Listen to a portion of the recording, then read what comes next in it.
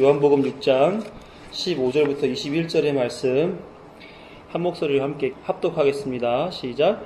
그러므로 예수께서 그들이 와서 자기를 억지로 붙들어 임금으로 삼으려는 줄 아시고 다시 혼자 산으로 떠나 가시니라. 저물매 제자들이 바다에 내려가서 배를 타고 바다를 건너 가버나움으로 가는데 이미 어두웠고 예수는 아직 그들에게 오시지 아니하셨더니 큰 바람이 불어 파도가 일어나더라. 제자들이 노를 저어 10여리쯤 가다가 예수께서 바다 위에 걸어 배에 가까이 오심을 보고 두려워하거늘 이르시되 내니 두려워하지 말라 하신대 이에 기뻐서 배로 영접하니 배는 곧 그들이 가려던 땅에 이르렀더라. 아멘. 이 본문 위에 담으신 하나님의 구속과 그리스도인 되게 하심이 저와 여러분에게 깊은 은혜로 받게 되기를 간절히 소망합니다. 다시 표적 설교로 돌아왔습니다. 오늘은 표적 5번째, 물 위를 걸으심이라는 제목으로 말씀을 나누려고 합니다. 확인하고 가야 되겠죠? 표적이란 무엇인가? 특별한 의미를 가진 사건에 겉으로 드러나 보이는 것을 표적이라고 하는 거예요. 여기서 사용된 헬라어는 세메이온이란 말인데 이 말은 기적들을 행하는 사람이 진짜 하나님의 사자라는 것을 보여주는 표적들을 가리킨다 하는 거예요.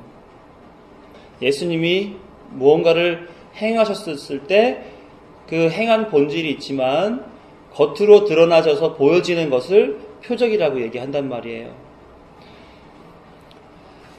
사도 요한의 요한복음 기록 방법은 다른 복음서와 달리 주제별로 구성되어 있습니다. 그래서 다른 복음서, 마태와 마가복음에서는 시간적 흐름을 따라 동일한 본문이 기록되어 있지만 요한복음은 예수님의 가르침 속에서 같은 주제의 흐름을 요한이 캐치해서 의도적으로 주제를 따라 기록한 것이 바로 요한복음이에요.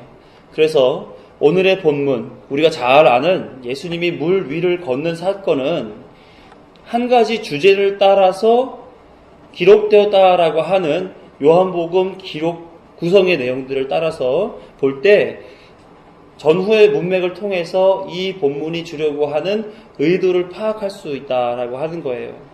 그래서 요한복음은 이렇게 예수님의 가르침 같은 내용들을 묶어서 표현해 줌으로써 그만큼 예수님이 어떠한 의도를 가지고 그 일들을 하셨는지를 더 강조하는 그런 내용으로 담겨져 있다 하는 거예요.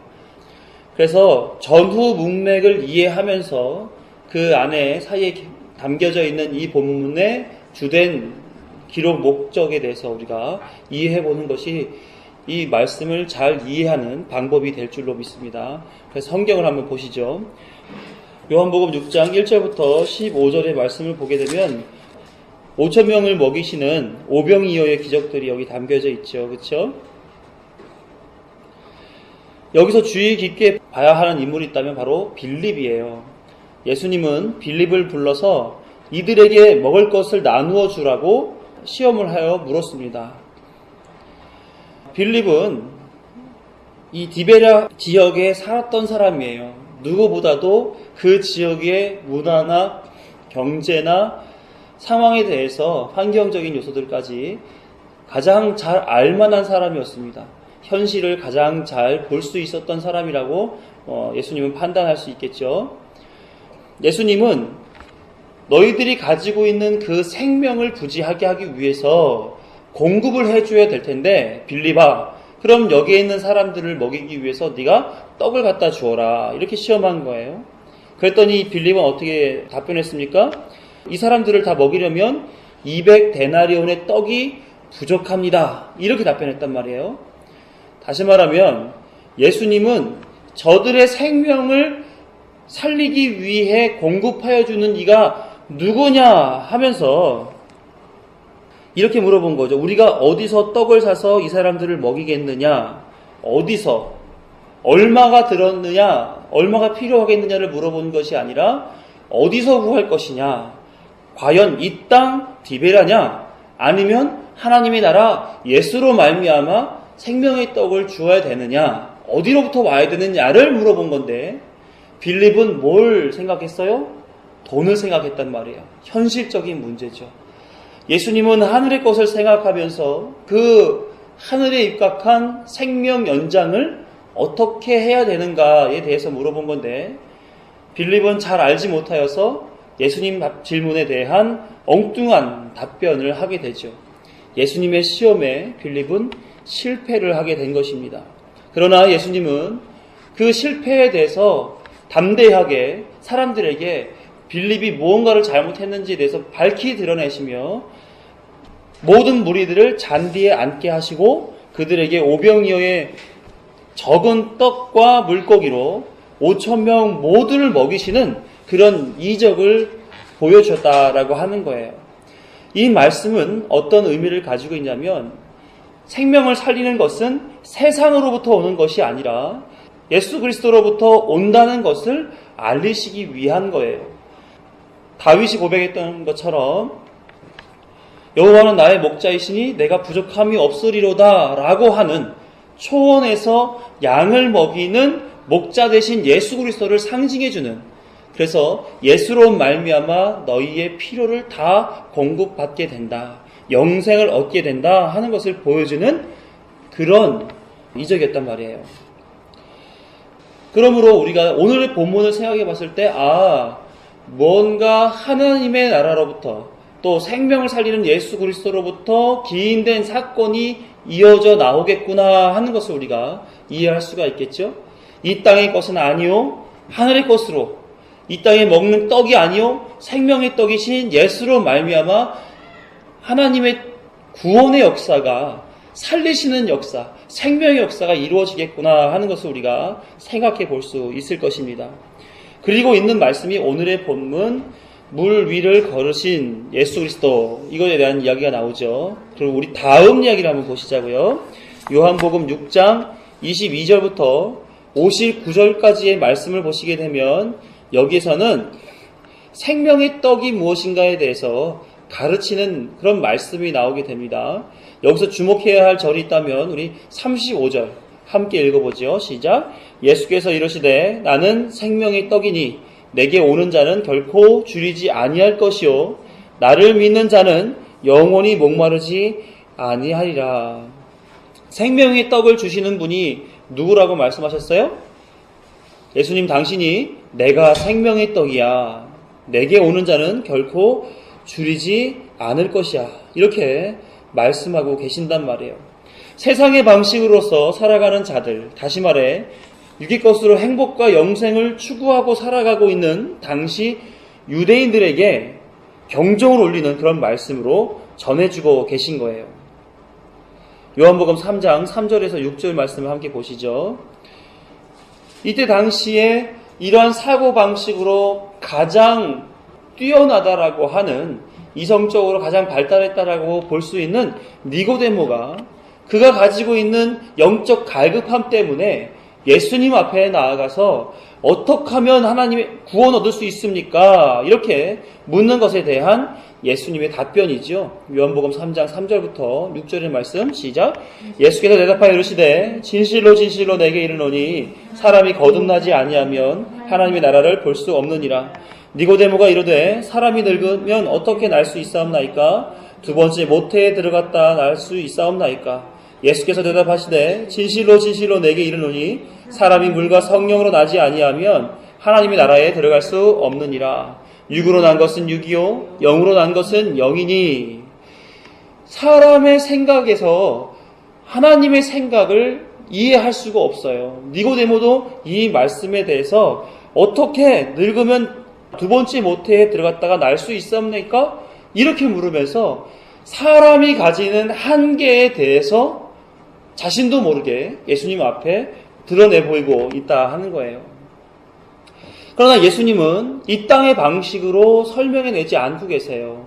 3절을 보시게 되면 사람이 거듭나지 아니하면 이렇게 표현하면서, 성경책 보세요. 거듭나면, 이 말씀 아래에 각 줄을 보게 되면 어떻게 표현되어 있냐면 뭐라고 써 있어요? 또는 위에서라고 표현되어 있어요. 또는 위에서.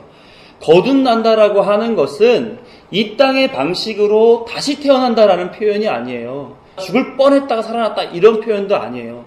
생명을 얻을 자들을 위해서 살리시는 방식으로 영적으로 살게 하심을 얻어야 살게 된다. 이렇게 기록하고 있는 거예요. 6절의 말씀에 육에서 난 것으로는 육으로 되고 영으로 난 것은 영이다 라고 얘기한단 말이에요.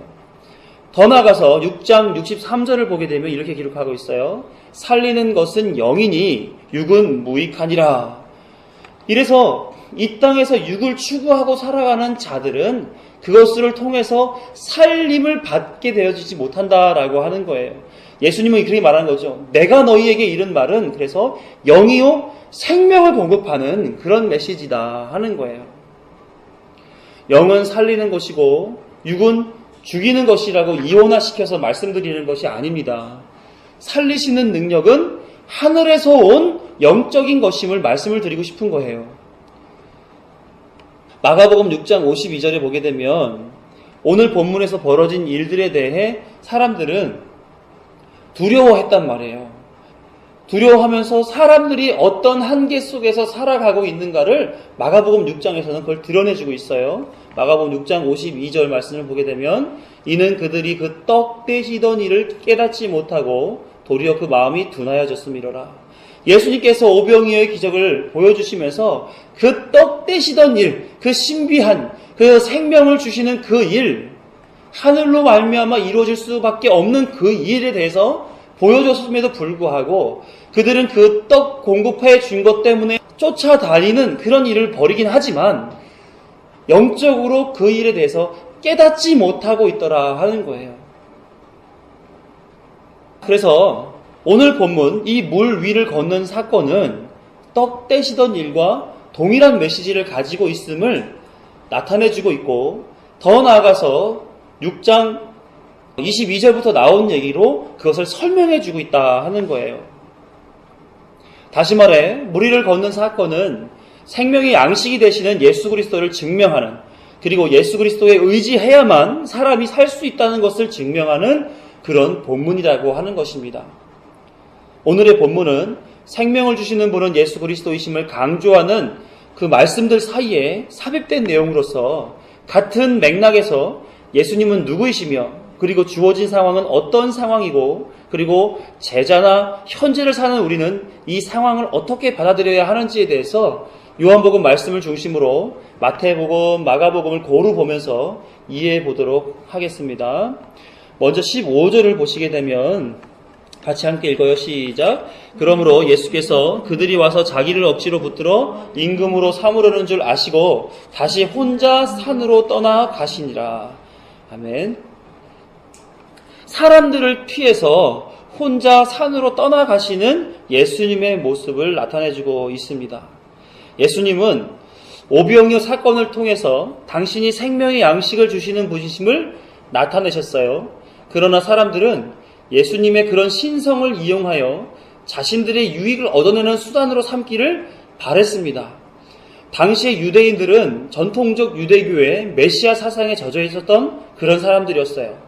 다시 말해서 지금 닥쳐있는 현실적인 문제에서 탈피시켜줄 정치적, 경제적, 군사적인 지도자가 나타나 이스라엘의 나라에 회복을 갖게 해줄 것이라고 믿고 있었단 말이에요. 그런데 오병이어라고 하는 그 이적과 이적을 보여주면서 그 수많은 사람들을 먹여줬단 말이에요. 아, 그래, 이 사람이구나. 이 사람을 왕으로 세우게 되면 우리가 과거의 이스라엘의 그 명성이 회복될 거야. 이렇게 믿었단 말이죠. 그래서 사람들은 예수님을 그들의 육적 메시아로 인정하고 왕으로 삼기 위해서 예수님을 쫓아갔다라고 하는 거예요. 그래서 억지로 붙들어 임금 삼으려는 줄을 예수님은 아시고 계셨던 것이죠. 그래서 예수님은 그들의 중심을 미리 아시고 다시 홀로 산으로 떠나가셨습니다. 여기서 다시라고 하는 표현이 있어요. 이것은 어떤 표현인가요? 반복되는 일상을 나타내는 것이죠. 무엇을 반복했다고 볼 수 있을까요? 마태복음 14장 23절을 옆에 보시면 같이 읽습니다. 시작. 무리를 보내신 후에 기도하러 따로 산에 올라가시니라. 저물매 거기 혼자 계시더니 뭘 다시 하시려고요? 예수님의 기도 생활, 기도를 하시기 위해서 혼자 다시 떠나가신 거예요. 기도에 대해서 우리가 생각을 해야 될 필요가 분명히 있어요. 마가복음 14장 32절부터 41절을 함께 보시겠습니다. 어떤 기도가 나오냐면 겟세마네에서의 기도가 나와요.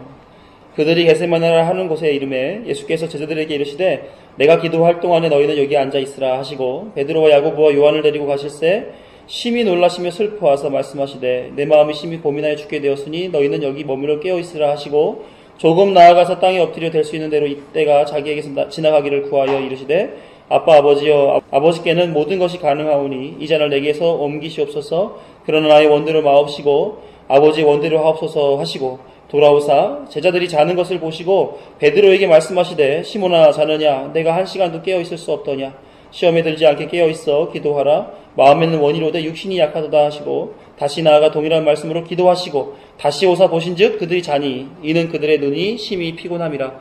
그들이 예수께 무엇으로 대답할 줄 알지 못하더라. 세 번째 오사 그들에게 이르시되 이제는 자고 쉬라 그만 되었다. 때가 왔도다. 보라 인자가 죄인의 손에 팔리느니라. 예수님께서는 지금도 세 차례에 걸쳐 반복되이 기도하셨던 것처럼 평상시에도 산에 오르셔서 혹은 구별된 장소에서 기도하시는 습관을 가지고 계셨다라고 하는 거예요. 예수님께서 이렇게 기도하시는 습관을 가지는 것을 성경 전반에서 보았을 때 어떠한 때에 이렇게 기도하는 모습을 보여주셨는가 보게 되면 예수님이 하나님의 뜻을 구할 때 그리고 하나님의 그 일을 감당해야 낼 때에 그때에 하나님 앞에 나아가 혼자 기도하셨던 그 습관을 보여주셨다 하는 거예요.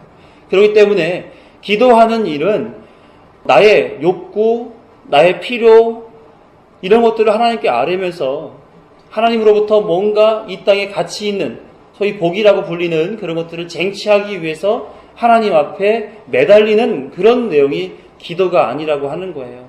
방금 읽었던 겟세마네 기도에서처럼 하나님의 뜻을 행해야 되겠는데 인간인지라 그 행함에 있어서 하나님 앞에 어떻게 해야 됩니까? 라고 그 앞에 바짝 무릎 꿇고 엎드리는 그런 내용이 바로 기도라고 하는 거예요.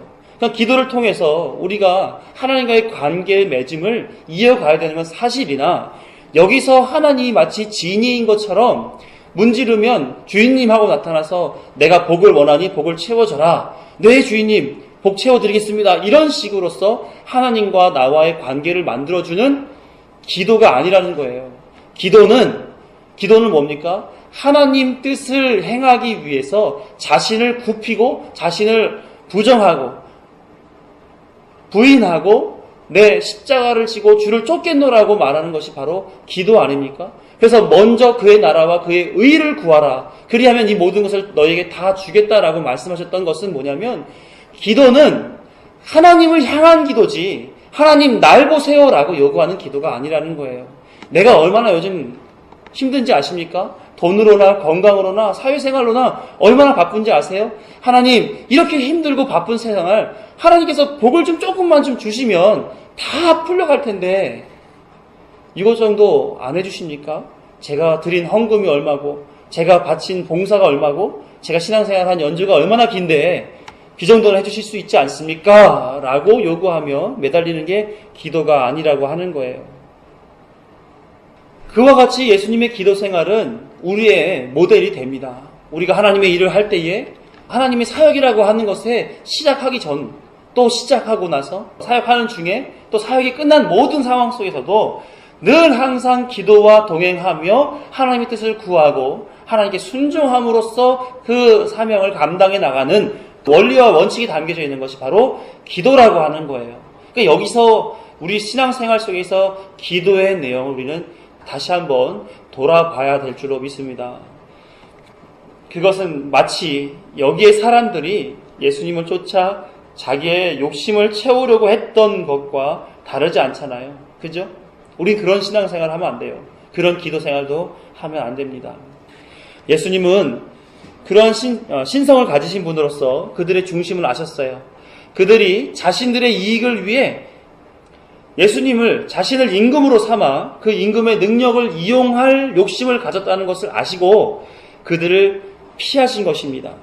여기서 예수님의 사단의 세 번째 시험을 받았을 때를 연상하게 돼요. 마태복음 4장 8절에서 10절을 보시게 되면 마귀가 또 그를 데리고 지극히 높은 산으로 가서 천하 만국과 그 영광을 보여 이르되 만일 내게 엎드려 경배하면 이 모든 것을 내게 주리라.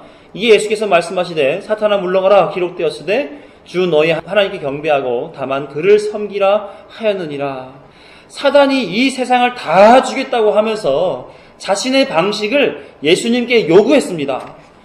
똑같이 이 사람들도 예수님, 당신 우리가 왕 삼아줄게요. 우리 필요 채워주세요. 우리에게 이익되는 거 공급해 주세요. 그렇게 나오는 거죠. 그 속내를 아시는 예수님은 그들을 떠나 산으로 기도하기 위해 이동하신 것입니다. 여기서 산이라고 표현된 것은 어떠한 공간적, 장소적 개념을 말하는 것이 아니에요. 어떤 분들은 꼭 기도를 빡세게 하려면은 기도원 가야 된다 이렇게 얘기하고요. 어떤 분은 소나무 한 그루 정도는 뽑아야 한다 이렇게 말하기도 합니다. 그런데 예수님께서 말씀하시는 그 기도, 또 기도의 어떤 장소인 산, 이런 것들은 어떤 공간적 또 장소적 개념이나 어떤 자기 노력을 통해서 기도를 해내고 쟁취해야 된다라고 말하는 것이 아니에요. 산으로 가셨다고 표현된 것은 세상과 구별된 마음가짐을 나타내고 있는 것입니다. 산이라는 장소는 세상의 풍요와 사치와 광란과 문란이 있는 곳이 아니죠. 산이 주는 것은 평안과 안식과 신선함입니다. 세상의 가치가 아닌 하나님이 만들어 놓으신 자연 그대로, 그래서 그 속에 담겨져 있는 창조주가 주신 그대로의 모습으로 그 가치를 드러내는 것이 바로 산이라는 거예요. 그래서 예수님은 그 산에 올라 기도했다 하는 그런 말씀입니다. 예수님이 말씀하신 그 산은 다른 데서는 시온산을 얘기도 해요. 하나님의 나라. 다시 말해 산과 같은 중심으로 하나님과 영적인 교제를 나누셨다 하는 얘기로 이해할 수 있습니다. 여기서 산에 혼자 가셨다고도 표현되어 있죠. 혼자라고 하는 말은 홀로라는 의미도 있지만 따로 구분되어 라고 하는 의미도 가지고 있어요. 예수님은 기도하시기 위해서 따로 기도하셨습니다. 겟세마네 기도를 보더라도 제자들과 함께 겟세마네에 오르셔서 기도하셨지만 그들과 동일한 자리에서 기도하시지 않으셨어요. 마찬가지로 예수님은 하나님과의 기도 생활 속에서 구별되게 행동하셨습니다. 그래서 우리도 기도할 때에 시간을 따로 구분해서 기도하는 모습도 바람직하다 할 수 있다는 거죠. 예수님은 모든 사역 가운데에서 습관을 따라 기도하시는 모습을 보여주었어요. 새벽에도 기도하셨고 산에 오르셔서 기도하셨고 한적한 곳에 가셔서 기도도 하셨습니다. 우리도 하나님과의 특별한 관계를 쫓아 하나님의 일을, 하나님의 사역을 감당하는 모든 그 구별된 시간, 그것을 위해서 기도하는 일에 철저해야 되겠다 하는 거예요. 기도 없이 뭔가 이루어진다? 그건 있을 수 없는 일이라는 거죠. 우리가 사소하게라도 하나님의 뜻에 쫓아서 순종하며 행하는 모든 일에 먼저 선행으로 기도하는 그런 모습을 가져야 되겠다 하는 겁니다. 이와 같이 사람들이 예수님을 쫓아 임금을 삼으려고 하자 예수님은 먼저 제자들을 가버나움으로 보내고 자신은 산으로 기도하시기 위해서 이동하셨어요. 자, 제자들이 가버나움으로 옮겨질 때에 그때의 상황이 어떠했는지를 한번 보시자고요. 16에서 18절 같이 읽습니다. 시작. 저물매 제자들이 바다에 내려가서 배를 타고 바다를 건너 가버나움으로 가는데 이미 어두웠고 예수는 아직 그들에게 오시지 아니하셨더니 큰 바람이 불어 파도가 일어나더라. 제자들의 현재 상황은 날이 저물어 어둡고 큰 바람이 불어 파도가 일고 있었습니다. 그러나 예수님은 그들과 함께 계시지 않은 그런 상황이었죠.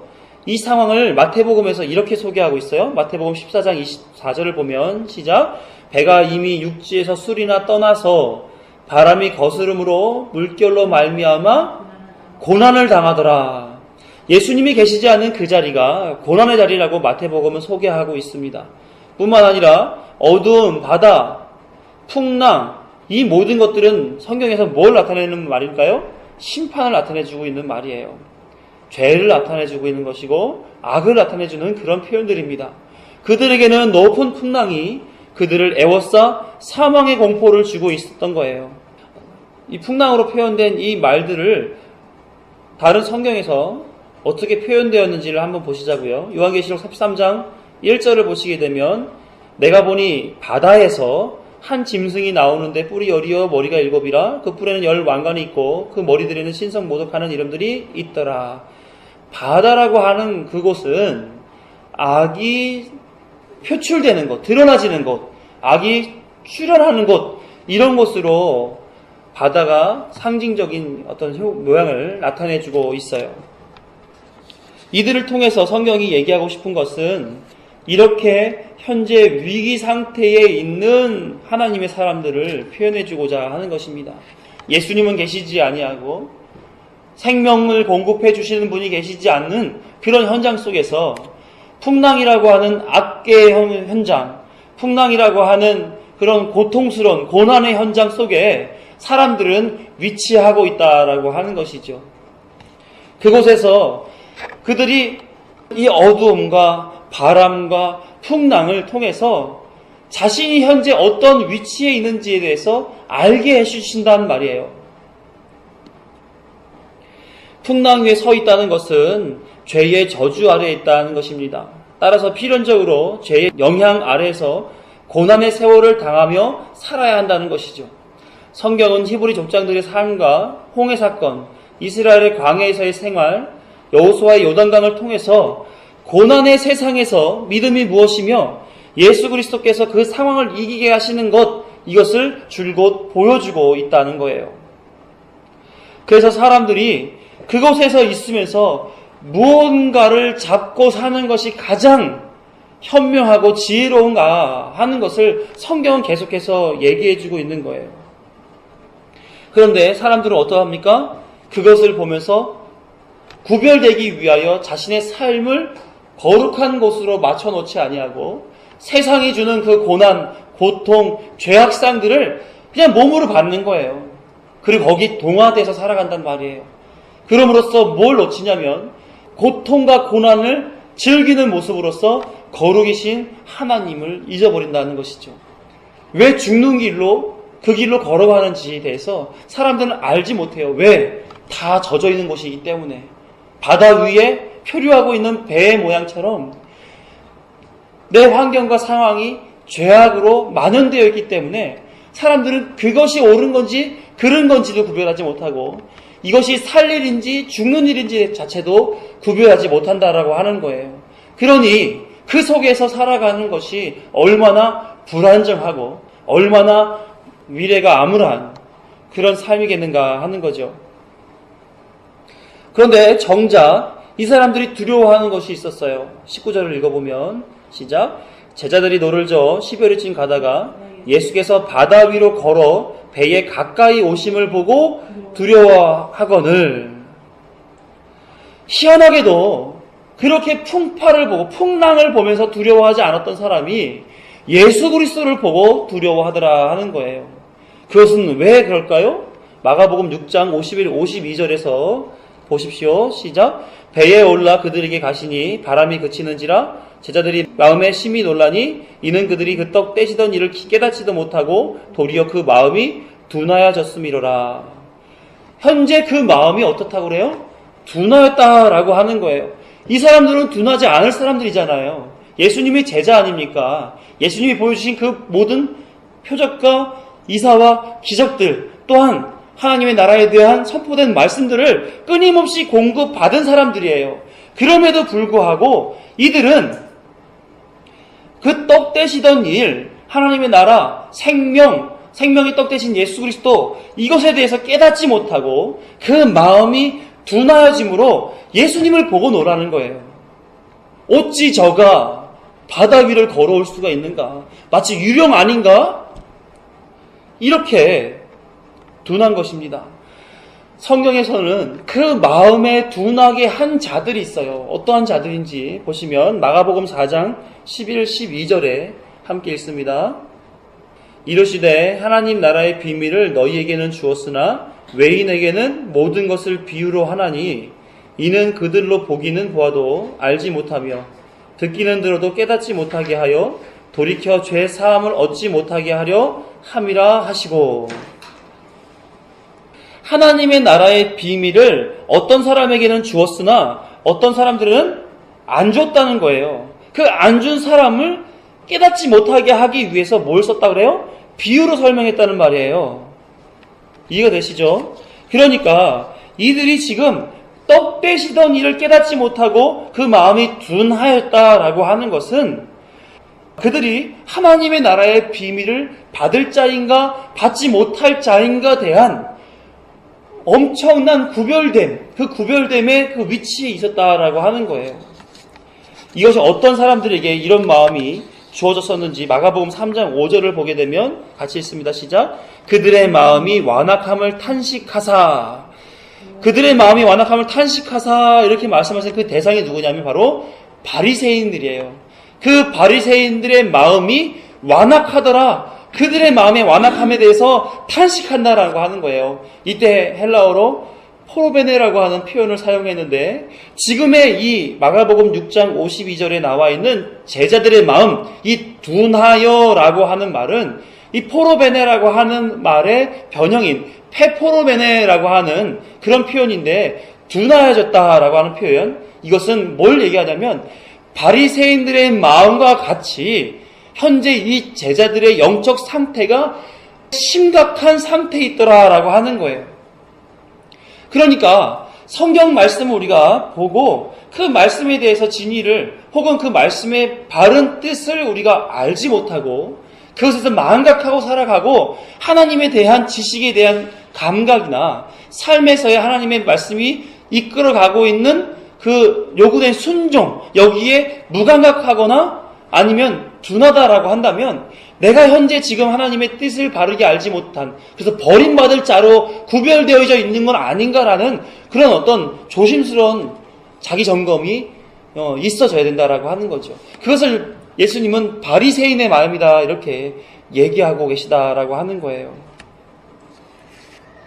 우리의 신앙생활 속에서 늘 항상 현실의 고통의 문제가 주어질 것은 분명합니다. 우리가 먹는 거나 마시는 거나 행하는 모든 일 속에서 믿지 않는 사람들과 구별되이 거룩을 추구하고 살아가야 하기 때문에 우리 안에는 편안함이 없을 수도 있어요. 고통스러울 수도 있어요.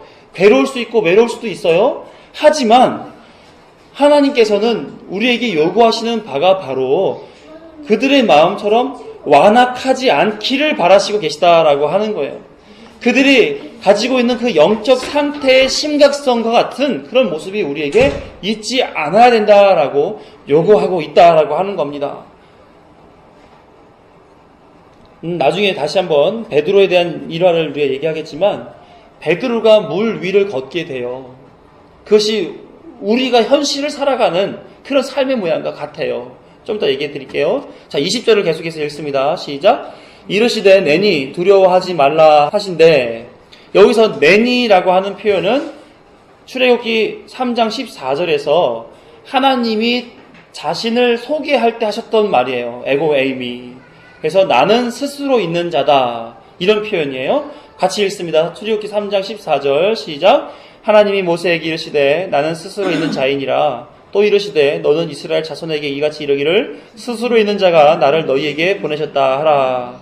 예수님은 그 사람들 앞에 나아가서 내가 너희들이 지금 둔하여져서 알지 못하는, 깨닫지 못하고 기억하지 못하는 그 대상자 하나님이야 라고 하는 것으로 그들 앞에 나아가고 있는 거예요. 너희들 왜 어찌 나를 바라보지 못하고 있니? 내가 누군지를 왜 깨닫지 못하고 있니? 세상을 보면서는 그 풍랑 가운데서 두려워하지 않던 내가 어찌 하나님인 나를 보면서 두려워하고 있니? 이렇게 얘기하고 있는 거예요. 그러니까 뭐라고 말씀하세요? 뒤에 이어서 이르시되 내니 두려워하지 말라. 여기서도 말하는 두려워하지 말라라고 하는 표현은 두려움, 어려움에 직면한 사람에게 격려하는 표현으로 쓰인 말이에요. 마태복음 9장 2절과 22절을 보면 여기에 대한 표현이 쓰인, 똑같은 말 표현으로 쓰인 내용들이 담겨져 있어요. 마태복음 9장 2절을 보시면 침상에 누운 중풍병자를 사람들이 데리고 오거늘 예수께서 그들의 믿음을 보시고 중풍병자에게 이르시되 작은 자야 안심하라 내 죄 사함을 받았느니라. 여기서 안심하라 라고 말하는 그 내용이 바로 오늘 본문에서의 두려워하지 말라 하는 표현이에요. 죽음의 문제 앞에서 두려워 떨고 있는 중풍병자, 그를 살리실 때 쓰였던 말이에요. 또 22절을 보게 되면 예수께서 돌이켜 그를 보시며 이르시되 따라 안심하라 내 믿음이 너를 구원하였다 하시니 그 여자가 즉시 구원을 받으니라. 현실의 문제, 영적인 문제를 가지고 두려워 떨고 있는 여인에게 예수님은 따라 안심하라 이렇게 같은 표현을 한단 말이에요. 뭘 나타나고 있는 겁니까? 죽음을 앞두고 있는 사람들의 그 마음에 평안과 안식을 공급해 주시는 예수님의 말씀을 나타내주고 있어요. 그래서 예수님은 말씀하시는 거죠. 내가 너희의 하나님이야. 너희들의 사망의 문제에서 두려워 떨 것이 없단다. 이렇게 얘기하고 계시다라고 하는 거예요. 그런데 이 말씀을 듣고 나서 베드로가 그 마음에 감동을 받습니다. 감정적인 충동을 받아요. 그것을 믿음이라고 볼 수 있다라고도 목사님들은 말씀도 하시긴 하지만 우리 함께 마태복음 14장 28절부터 31절의 말씀을 함께 보도록 하시겠습니다. 마태복음 14장 28절부터 31절 시작. 베드로가 대답하여 이르되 주여 만일 주님이시거든 나를 명하사 물 위로 오라 하소서 하니 오라 하시니 베드로가 배에서 내려 물 위로 걸어서 예수께로 가되 바람을 보고 무서워 빠져가는지라 소리질러 이르되 주여 나를 구원하소서 하니 예수께서 즉시 손을 내밀어 그를 붙잡으시며 이르시되 믿음이 작은 자여 왜 의심하였느냐 하시고, 예수님께서 오시는 모습을 보고 예수님이 내니 두려워하지 말라 하는 그 말을 들으니 베드로 마음이 자신도 물 위를 걸어 예수께 나아갈 수 있으리라고 하는 그런 충동이 생겼단 말이에요. 그러니까 예수님한테 말씀하죠. 예수님, 당신이 만일 주님이시거든 나를 명하사 물 위로 오라 하소서. 예수님은 오라 이렇게 말씀하셨죠. 베드로가 배에서 물 위를 걸어서 예수님께 몇 발자국 갔습니다. 갔어요. 왜요? 그 마음에 예수님이 주셨던 그 어떤 충동적 감정이 그를 예수님만 바라보게 만들었단 말이에요. 예수님만 바라보고 끝까지 걸어갔었어야 되는데 그에게서 어떤 현상이 벌어졌느냐면 그 주변에서 바람이 불었단 말이죠. 바람을 보고 무서워 빠져서 소리질러 주여 나를 구원하소서 이렇게 얘기해요. 구원이란 말은 뭡니까? 구원이라고 하는 것은 스스로 헤어나올 수 없는 사망의 구렁텅이에서 건져내어짐을 받는 거죠. 건져내어짐으로 말미암아 생명의 살림을 받게 되는 것이 바로 구원이다라고 하는 거예요. 베드로는 자신이 현재 지금 바다에 빠져서 죽게 되었으니 나를 구원하소서 이렇게 얘기하는 겁니다. 뭐의 결핍 때문에 벌어지는 일이에요? 예수님을 온전히 바라보지 못했던 사람의 마음들, 제자들의 마음, 또 당시에 이스라엘 백성들의 마음을 대변해주는 모양 아닙니까? 그들의 모양을 베드로가 몸소 보여주는 거예요. 예수님이 뭔가 해줄 수 있는 분 같아. 그래, 예수님 한번 저에게 명령 한번 해보세요. 제가 예수님 뜻대로 한번 해볼게요. 그런데 뭐가 강해요? 자신 안에 담겨져 있는 현실, 자신 안에 담겨져 있는 자기의 의지, 자기의 의, 세상에 놓여져 있는 자신의 어떤 관점들, 여전히 자기 것에서 벗어나지 못하고 있으므로 약한 바람이 불어가는 것 앞에 예수님을 향한 그 믿음을 잃어버리고 물에 빠지게 됐다라고 하는 것입니다. 그러니까 예수님은 말씀하시죠. 붙잡으면서 믿음이 적은 자여 왜 의심하였느냐? 왜 의심하였느냐? 예수님은 구원의 문제, 생명의 문제, 이들이 반드시 해 나가야 하고 지켜가야 하는 그 문제에 뭘 제시하고 계신 거예요? 믿음을 제시하고 있는 거예요. 여기서 말하는 이스라엘 백성들이나 제자들이나 베드로나 이 모든 사람들에게 내가 누구인지를 아느냐? 에고에이미, 나는 스스로 있는 자야. 내가 하나님이거든. 두려워하지 마. 너희들이 죽음, 사망, 이것은 내가 해결해 줄 문제야. 라고 얘기하시면서 그것을 믿어라. 왜 믿음이 없니? 내가 믿음이 있으면 나에게로 사망의 어둠, 사망의 고통, 고난, 사망의 어떤 현실 속에서 나에게 나올 수 있단다. 근데 베드로는 그렇게 하지 못했습니다. 예수님한테 이런 말씀을 듣고 제자들은 어떠한 생각을 했을까요? 아, 저분이 정말로 하나님이시구나. 저분이 진실로 하나님의 뜻을 따라서 이 세상을 구원해 주시기 위해서 오신 메시아로구나 하는 그런 인식이 생기게 된 것입니다. 우리 21절을 함께 읽습니다. 21절 시작. 이에 기뻐서 배로 영접하니 배는 곧 그들이 가려던 땅에 이르렀더라. 예수님께서 배로 오르셨습니다. 이들이 영접했어요. 그랬더니 배가 그들이 가려고 했던 가버나움에 도착하게 되었습니다. 육적으로 봤을 때는 그냥 자연스럽게 배가 정박한 것처럼 보이지만 영적으로 봤을 때에는 예수님을 영접한 그들의 목적지, 하나님의 목적지, 구원에 이르게 되었다라고 하는 것을 상징적으로 보여주는 그런 내용인 거예요. 영접하는 것에 대해서 영접하는 것이 어떠한 내용인지를 우리 마태복음 14장에서 밝혀주고 있어요. 마태복음 14장 33절 함께 읽습니다. 시작. 배에 있는 사람들이 예수께 절하며 이르되 진실로 하나님의 아들이로소이다 하더라. 이게 영접인 거예요. 배에 있는 사람들이 예수님 앞에 절하면서 당신은 하나님의 아들이십니다. 이렇게 고백하는 것이 영접하는 거란 말이에요. 영접의 내용은 이처럼 예수 앞에 나아가 그를 고백하게 되는 것입니다. 이로써 자신이 구원받은 자인 것을 확인케 되는 것이에요.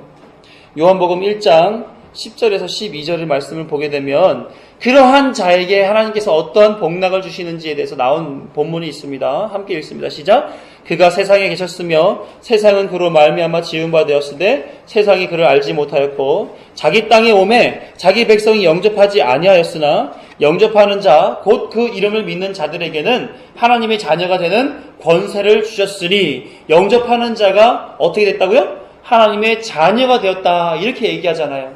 먼저 우리 10절 12절을 조금 주의 깊게 보게 되면 그가 세상에 계셨어요. 예수님께서 그들과 함께 계셨단 말이에요. 그런데 세상 사람들은 그가 누군지 몰랐어요. 왜? 믿음이 없으니까. 알지 못했다라고 하는 건 뭐예요? 영접하지 못했다라는 얘기예요. 예수님이 11절에 자기 땅에 오매 자기 백성이 영접하지 않았다는 얘기예요. 그런데 이 배에서 예수님이 어떤 분이신지 알게 된 예수님의 제자들은 기뻐서 배로 영접했단 말이에요. 자, 요한복음 1장에 나타난 것은 이 세상은 예수님을 알지 못하는 세상이라 예수님께서 빛으로 이 땅에 오셨지만 어둠인 그들은 예수님을 알지도 못하고 영접하지 않더라는 거예요. 그런데 예수님께서 행하시는 그 일들을 통해서 영접하는 자가 생긴다는 얘기예요.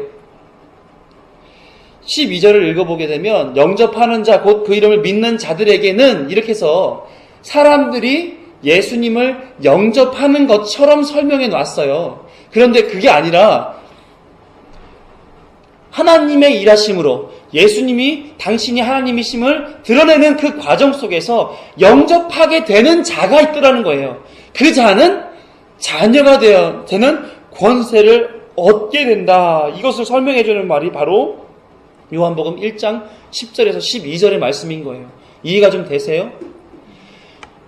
사람은 스스로 예수님을 영접할 수 없어요.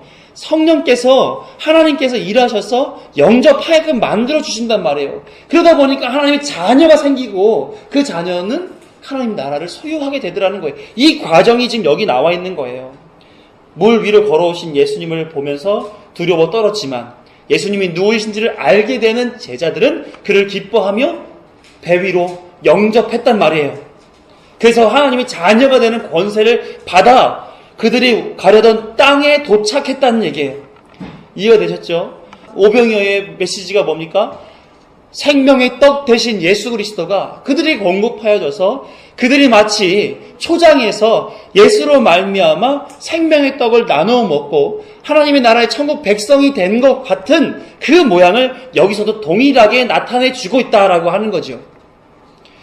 우리가 워낙 여기에서 신비한 것에 초점을 맞추다 보니까 예수님은 물 위를 걸어오실 수 있는 초자연적인 분이시고 베드로는 믿음이 없어서 몇 발짝 걷다가 물에 빠진 그런 미천한 사람이다. 여기에 많은 초점을 맞춘단 말이에요.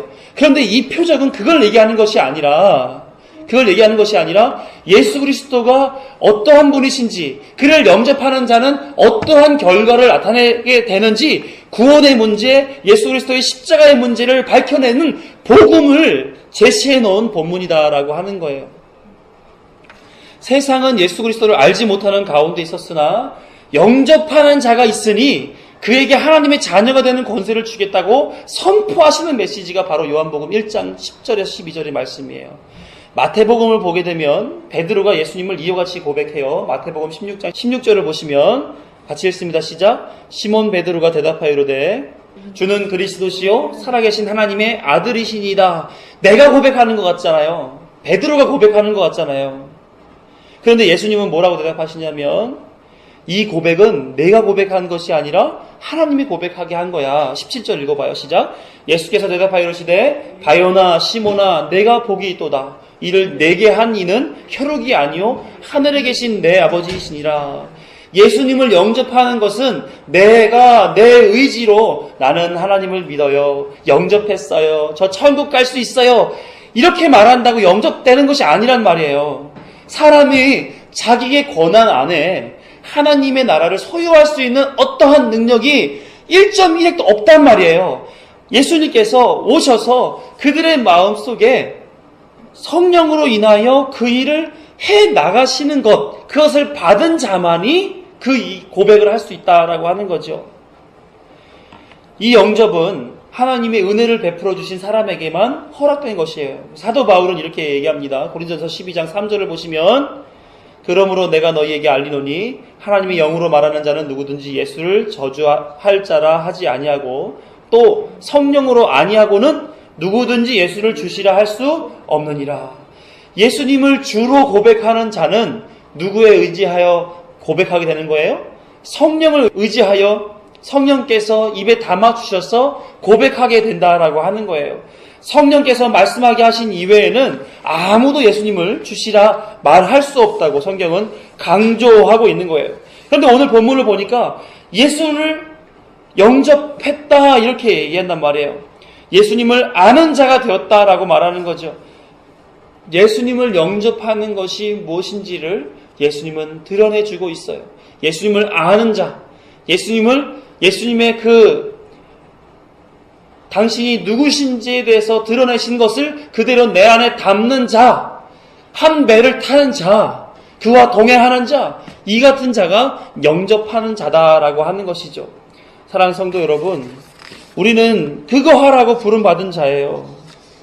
그래서 끊임없이 생명의 떡이신 예수 그리스도, 하나님 되신 예수 그리스도, 그래서 우리와 함께 하셔서 우리로 하여금 사망의 문제에서 두려워 떨고 있는 그 자신을 예수님께 의지하여서 생명의 떡을 받아 먹음으로 하나님의 권세 아래서 주를 그리스도로 메시아로 구주로 고백하면서 그 영접하심의 기쁨, 하나님의 자녀가 되는 권세의 기쁨, 그 기쁨을 누리고 살으라고 우리에게 지금 예수님께서는 말씀하고 계시다라고 하는 거예요.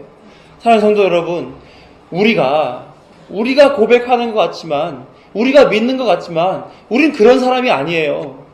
우리는 예수 그리스도가 우리에게 오셔서 우리로 하여금 고백하게 하신다니까요.